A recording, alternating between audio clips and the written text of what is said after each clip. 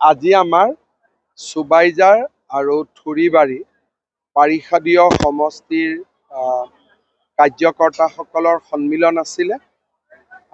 ইয়াৰ পিছত মানস চেৰফাঙতো এখন সভা আছে।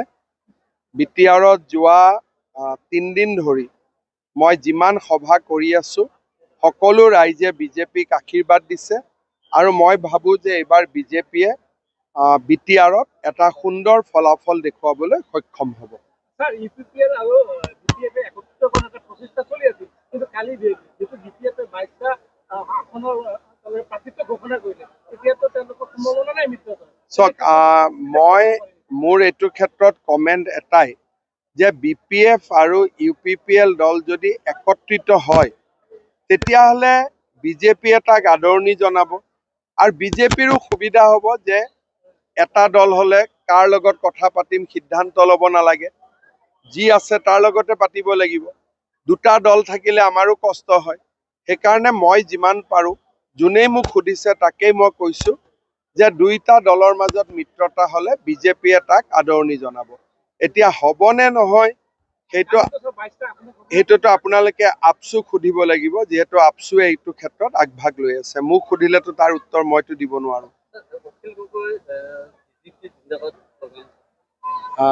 মইতো জানাত বিজেপি জিন্দাবাদ শ্লোগানটো পাব্লিকে দিছে। সেইকাৰণে এইটোৱে প্ৰমাণ কৰে যে ৰাইজ বিজেপিৰ লগতে আছে। কংগ্ৰেছৰ হওক বা আন যিকোনো দলৰ সভাটো যদি আপোনালোকে বিজেপি বুলি কয়, কোনেও মুৰ্দাবাদ নকয়, চবেই জিন্দাবাদ বুলিয়ে ক'ব।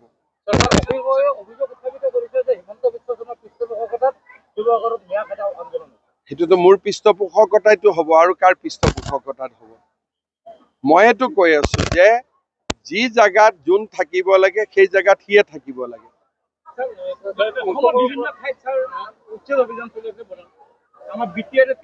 চাওক, বিটিআৰৰ সিদ্ধান্ত বিটিআৰৰ চৰকাৰে ল'ব লাগিব। ইয়াততো মই সিদ্ধান্ত ল'ব নোৱাৰো।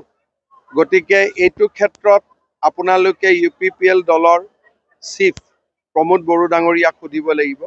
আমাৰ যদি সহযোগিতা বিচাৰে আমি আছো।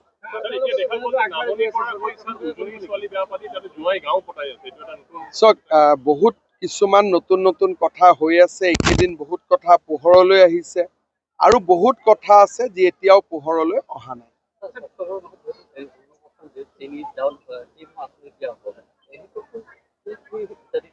যি যাৰ ৰেচন কাৰ্ড আছে সকলোৱে পাব।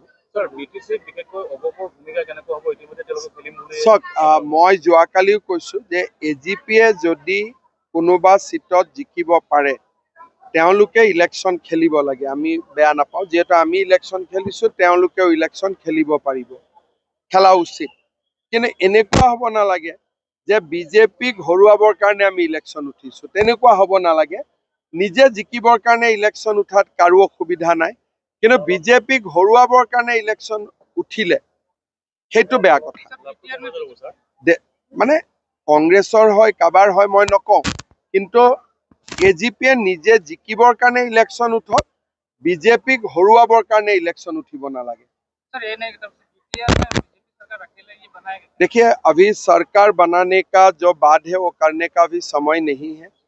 अभी तो पहला ये निर्णय लेना है कितना सीट में हम लड़ेगा।